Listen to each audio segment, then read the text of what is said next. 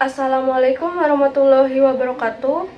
Perkenalkan, nama saya Putri Rahmawati, mahasiswi semester 4, Program Studi Pendidikan Bahasa Inggris Fakultas Keguruan dan Ilmu Kependidikan Universitas Muhammadiyah Prof. Dr. Hamka pada hari Rabu tanggal 19 Agustus 2020. Saya bersama dengan 3 rekan saya, yaitu Anggia Widyasari, Syahrani Deska Indria, dan Dea Nugraheni Mahardika Putri, mendapat kesempatan untuk melakukan sebuah wawancara bersama 3 orang narasumber yang berasal dari salah satu MTS Negeri di Jakarta, yaitu MTS Negeri 6 Jakarta. Narasumber yang pertama adalah Bapak Haji Makrus, MPDI, selaku Kepala Sekolah di MTS Negeri 6 Jakarta. Yang kedua adalah Bapak Dr. Andes Mufrohi, selaku Guru Mata Pelajaran Bahasa Inggris di MTS Negeri 6 Jakarta. Dan terakhir adalah Fitra Rizaldi, selaku alumni MTS Negeri 6 Jakarta Angkatan 2020.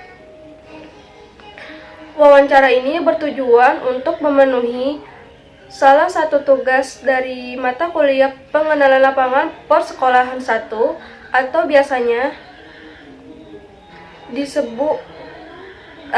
dikenal dengan PLP1. PLP1 sendiri memiliki tujuan untuk membangun jati diri pendidik melalui beberapa bentuk kegiatan sekolah, seperti apa saja yang dilakukan meningkatkan kedisiplinan guru dan siswa, bagaimana kegiatan-kegiatan di MTS Negeri 6 Jakarta, seperti adanya upacara bendera dan rapat, dan terakhir, program apa saja yang telah dilaksanakan. Pada video ini, saya melaporkan rangkuman hasil dari wawancara yang telah kami lakukan tersebut, dan beberapa hal yang akan kami laporkan, yaitu apa saja usaha yang dilakukan dalam meningkatkan kedisiplinan guru dan siswa, bagaimana kegiatan-kegiatan di MTS Negeri 6 Jakarta, seperti adanya upacara bendera dan rapat, dan terakhir, program apa saja yang telah dilaksanakan. Yang pertama, apa saja yang dilakukan meningkatkan kedisiplinan guru dan siswa yang dilakukan oleh pihak sekolah, yang dijelaskan 1. Sosialisasi. Pasti seluruh peraturan kita sosialisasikan kepada guru, karyawan, dan siswa, bahkan orang tua. Orang tua kita panggil, termasuk tadi yang surat pernyataan di awal tahun itu, di samping ditandatangani oleh siswa dan orang tua. Biar orang tua tahu kalau suatu saat putranya kemudian melanggar, dapat hukuman itu, orang tua tidak bisa protes, karena dari awal orang tua sudah tahu itu. Yang pertama, sosialisasi. Sosialisasi juga sudah dilakukan. Ternyata manusia ada yang lupa, ada yang mungkin coba-coba sengaja segala macam, akhirnya melanggar. Nah, untuk siswa kita ada anggap jenjang. Ketika pelanggaran pertama dilakukan, siapapun yang melihat, walaupun itu bukan siswa di kelas itu, umpamanya guru yang melihat itu, wajib seluruh guru atau karyawan bertindak. Setelah itu dilaporkan kepada ke wali kelas, diproses oleh wali kelas, di internal oleh wali kelas, ternyata dia bisa berubah. Sudah dikembalikan, berarti sudah clear atau sudah selesai. Tapi ketika dengan perjanjian kemudian dia melanggar, maka dia akan dikirim ke BK. Nah, di BK ini dibina, kemudian diberikan apa namanya, katakan hukuman yang mendidik. Itu kemudian dia berubah, yang berarti clear atau selesai. Hukuman itu kalau melanggar lagi dengan pelanggaran yang berbeda atau pelanggaran yang sama, maka dia akan dikirim ke wakil bagian kesiswaan untuk diproses, untuk berjenjang dari guru ke wali kelas ke BK.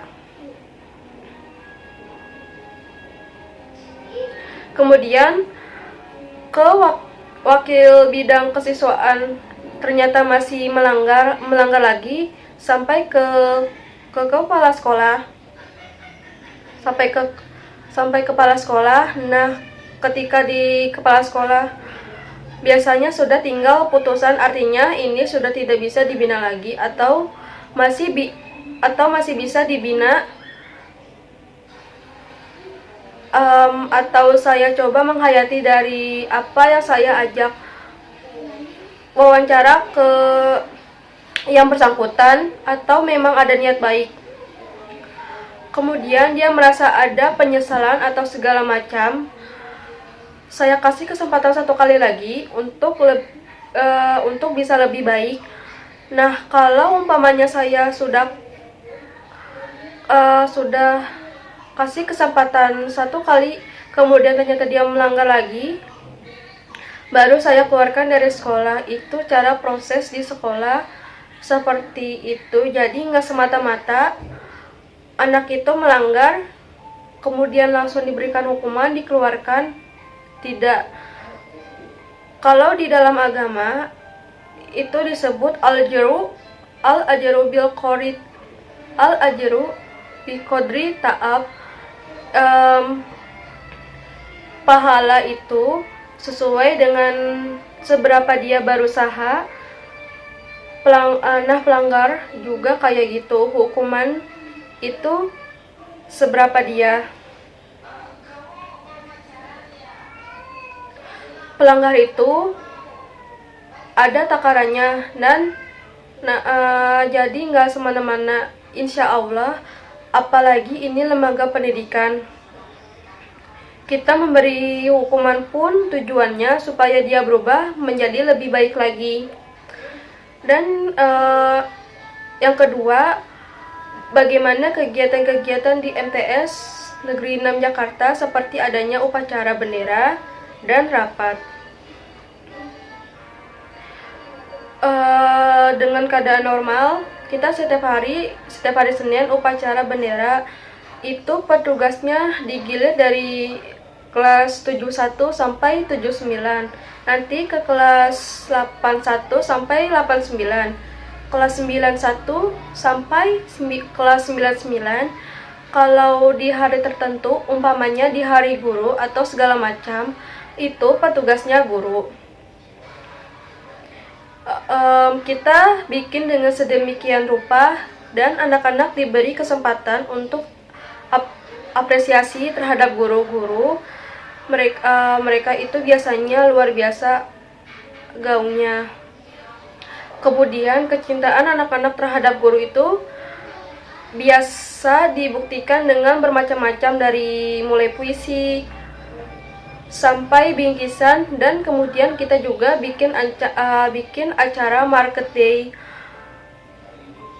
sampai setiap kelas bikin pameran, kayak pameran produksi Indonesia. Tapi setiap kelas kita kunjungi, itu jualannya itu laris.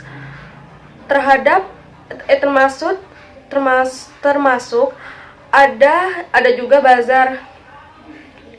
Biasanya bazar itu kalau keadaan kondisi lagi normal, kita laksanakan 3 hari, tanggal 15, 16, dan 17 Agustus.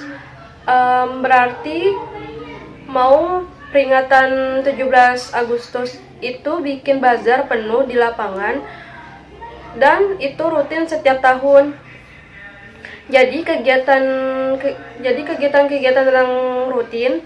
Kemudian guru dan karyawan bikin rapat rutin bulanan.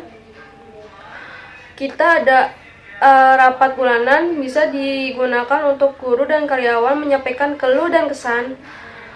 Disampaikan dalam forum.